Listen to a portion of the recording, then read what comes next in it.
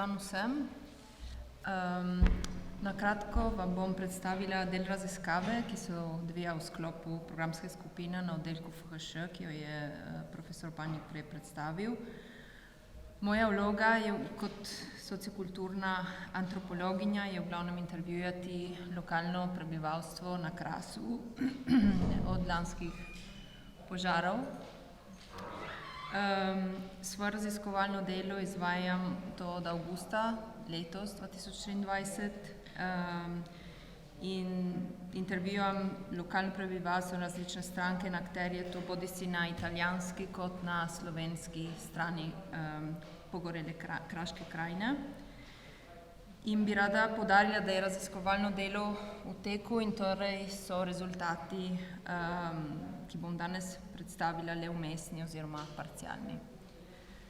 Tako. V glavnem, kar se tiče centralnih vprašanj raziskave, so, kaj ljudje menijo o današnjem stanju lanske pogorele Kraške krajine, specifično, če so za ali proti pogozdovanju teritorija, pogorelega teritorija in kaj bi radi počeli dandanes s Krasom.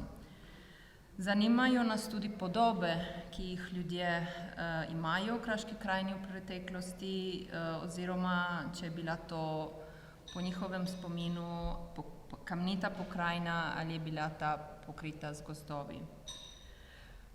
V glavnem, do sedaj sem intervjuvala pripadnike slovenski manjšini na italijanski strani kraške meje, med drugim jusarje, gozdarje, civilno zaščito, lastnike pogorelih parcel, kmetovalce, gasilsko osebje, gozdne straže in predstavnike raznih strank, kot so lahko Lega Ambiente, to je italijanska stranka za zaščito okolja, Las Kras, organizacija, ki podpira kmetijstvo in turizem na kraškem območju, krajinske arhitekte ter Zavod Republike Slovenije za varstvo narave v Novi Gorici in še na koncu vzpostavila sem stike z predstavniki agrarnih skupnosti v Sloveniji, s katerimi sem se že delno pogovorila o raziskovalni temi, ampak žal mi ni še uspelo se z njimi osebno srečati.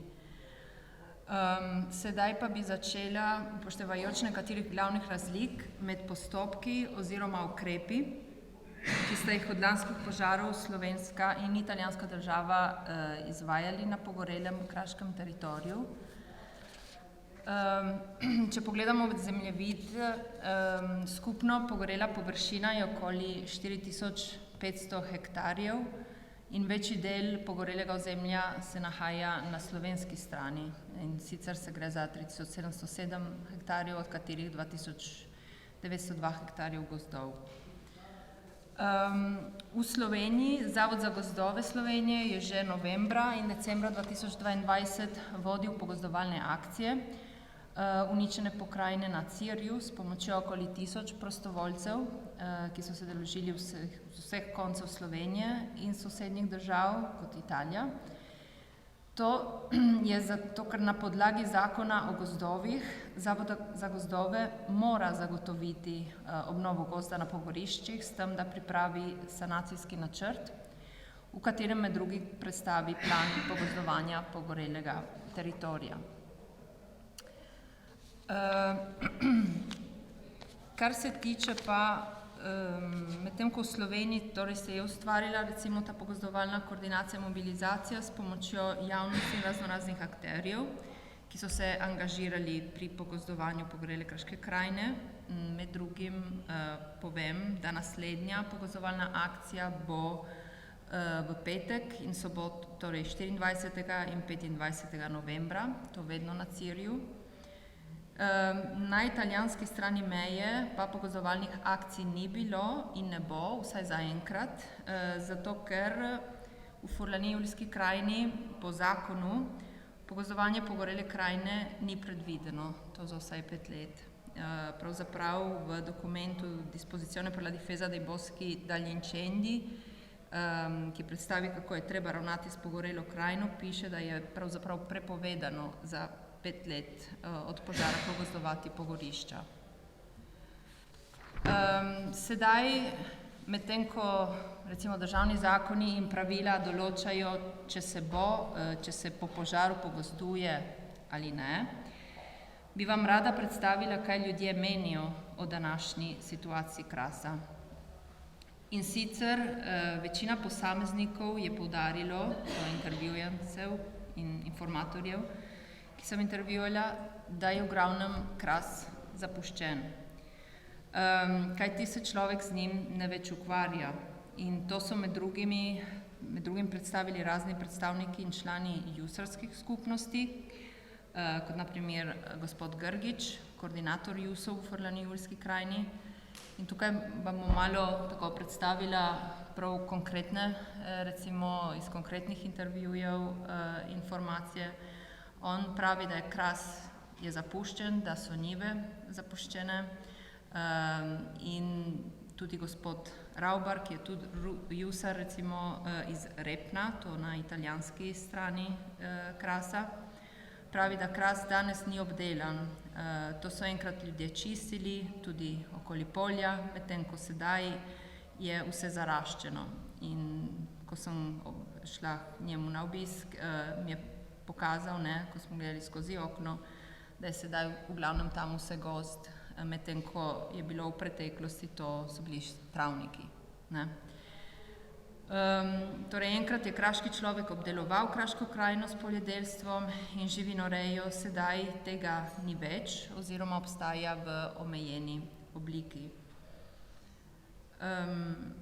Gospod Ravbar je naprej razlagal, glavno, da danes živinoreje ni, tudi poljedelstvo je še kar zamrlo, zdaj v glavnem imamo vinogradništvo, ampak to je to. Torej, paša, živina, obdelovanje njiv, recimo to nekako za sedaj seveda ni več situacija.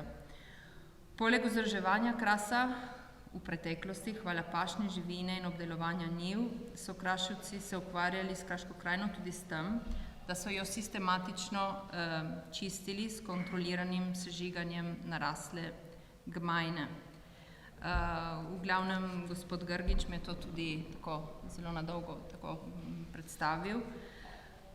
Pravijo, kako so zjutraj na primer pasli krave, popoldne pa so jih potem dali seveda noter v ograjo, in povedal je, kako marca meseca so sežigali recimo to gmajno in so jo v glavnem s tem čistili, tega listja, ki je padalo dol z dreves, in potem s tem, da je to sežgalo, je potem recimo rasla, pravi on, lepa travca.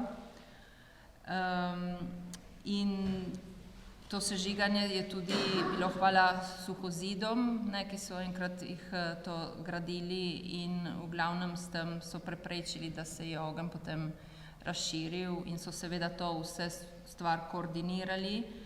Pravil je, da so z vejami potem to tepli, ogenj, da se ni potem ta ogenj razširil. In tako so v glavnem v preteklosti čistili in se ukvarjali s Kraško krajino. S tem, da je kraški človek čistil Kras, ga je tudi branil pred požari. To še enkrat hvala na primer gradnji in vzdrževanju kraških suhozidov. S časom pa se je seveda ta navada šla v pozabo, ker se je človek oddaljil od Kraške krajine in tako tudi vernakularno znanje oziroma lokalno znanje se je potem izgubilo. Jusar iz Ban je tako predstavil, Bane so kraška vas na tržaškem območju. Torej pravi, enkrat kmet je ščitil, je branil Kras, smo imeli suhozide za živino, za požare, da se požar ne bi razširil. Človek je žagal z drvi, torej se je ukvarjal s kraško naravo. In s časom, pravi, je to šlo vse v pozabo, ni bilo več interesa, in v glavnem tradicija se je nekako je šla v pozabo. To se pravi, da razmerje med človekom in krasom se je nekako zgubilo v teku generacij, zgubilo vsaj, kar se tiče tega vernakularnega znanja, in se je ta odnos nekako sedaj spremenil. Če gledamo, kar se tiče zgodovinskega, recimo kronološkega vidika, lokalni kraški človek je združeval Kras do let 1950, tako 60, hvala kmetijstvu, in prelom je bil potem ekonomski in industrijski razvoj, ki je med drugim oddaljil človeka od kraške kulturne krajine in ga je potem pripeljal v mesta, kjer je začel delati in tako je lahko le dodatno pomagal na kmetiji, kot je gospod Grgič tudi predstavil. Torej, povedal je, zaradi napredovanja, razvoja, ekonomskega razvoja so naši ljudje šli delati v mesto in potem so šele naknadno delali doma. In to je tudi poudaril gospod Jusar Ravbar, ki pravi, je predstavil, kako je šel delati v mesto, ko je imel 13 let in pol, in komaj zvečer, ko so se vračali domov z dela, so lahko potem naknadno pomagali, če so imeli še na primer krave in so hodili na njivo po seno in torej so delali recimo v prostem času, ne? V praznikih in tako dalje. Torej, odnos s krasom se je spremenil, ker človek se ni več v glavnem ukvarjal z njim.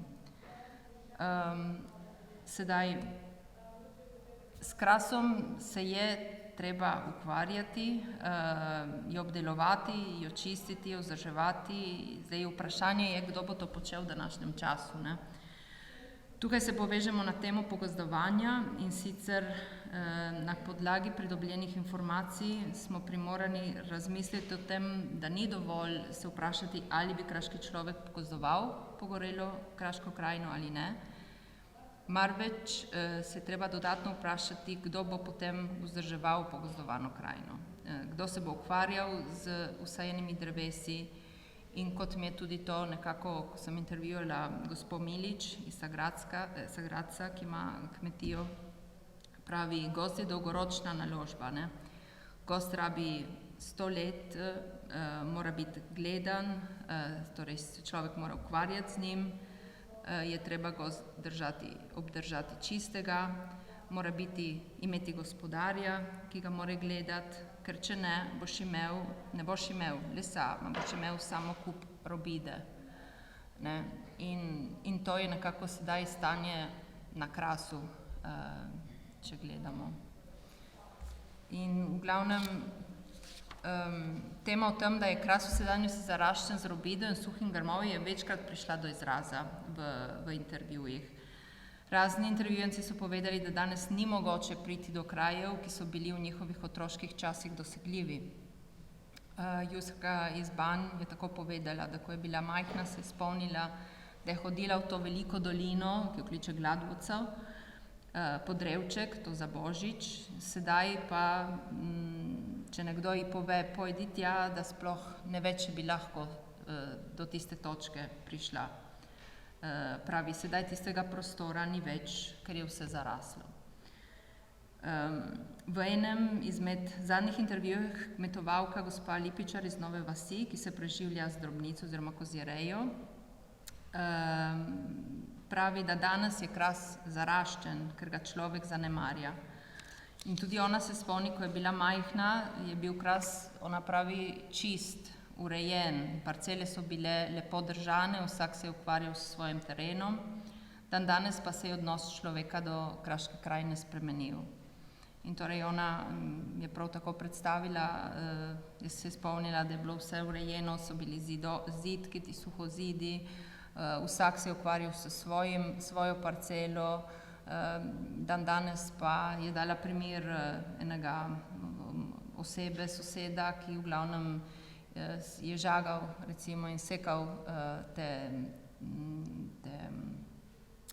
drevesa In namesto, da bi potem pospravil, da bi recimo tisto, kar je ostalo od tega lesa, da bi dal na kup, kot se je ona spomnila, v njegovih časih so delali, sedaj je pustil vse tam, da se to nekako pravi, da se,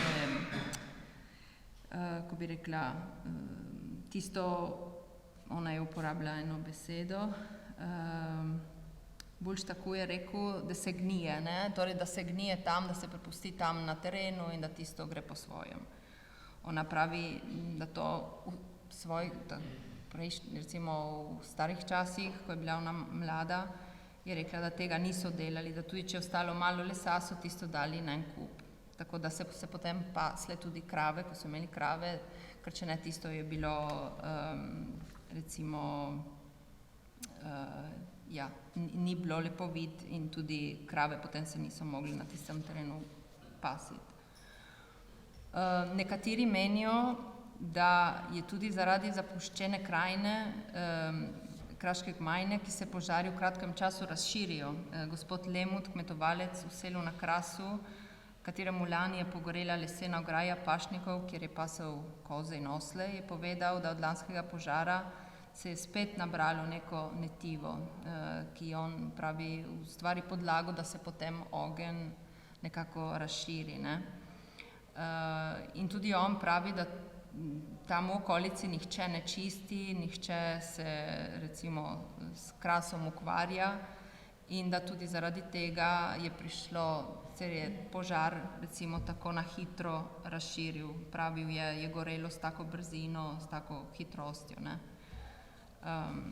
Tako da recimo to je sedaj stanje, če gledamo na Kraški krajini. To, da je Kras zanemarjen in prepuščen sam sebi, je bilo tudi vidno takrat, ko mi je gospod Legiša pokazal njegove družinske pogorele parcele, skupaj jih bilo 15 hektarjev, to v Jamljah, občina Doberdob, kjer je bil večji požar, to na italijanski strani meje.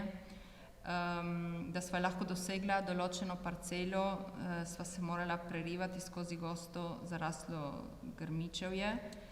In kot mi je pa gospod, 45-letni gospod povedal, enkrat je isto pot lahko prehodil s svojim dedkom brez večjih težav. Sedaj, kot vidite, je vse zaraslo in to je od lanskega požara. To, če gledate, drevesa so črna, pregorela, medtem ko krajina se je že recimo sama nekako opomogla z novim zelenjem in to je vse novo zaraslo. Niti tekom enega leta. Tako. Torej, ko se človek seveda ne ukvarja z naravo, narava, kot vidimo, sledi svojemu ciklusu, se nekako tudi sama opomore, se sama sanira. Sedaj bi zaključila s tem, da po mojem mnenju raziskava odpira nova vprašanja oziroma pogozdovati zakaj. Se moramo vprašati, kateri je namen pogozdovanja, kaj nam pomenijo pogozdovalne akcije. Je dovolj pogozdovati pogorela območja, če posadni človek nima trajnostnega odnosa potem s pogozdovanim teritorijem. Pogozdovanje je del kompleksnega kraškega mozaika, ki nas prepušča vprašanjem, ki vabijo po mojem na debato. V glavnem, če zaključim, vsi informatorji so mnenja, da se je treba zdaj s Krasom ukvarjati, drugače se dobimo pred zapuščeno, zaraslo in zanemarjeno Kraško krajino, ki postane tudi nevarna pri širjenju požarov. Konkretno pa smo postavljeni pred dilemo, ker sedaj vprašanje je, kateri odnos oziroma razmerje bo človek vzpostavil s pogorelo Kraško krajino. In tako bi sedaj zaključila.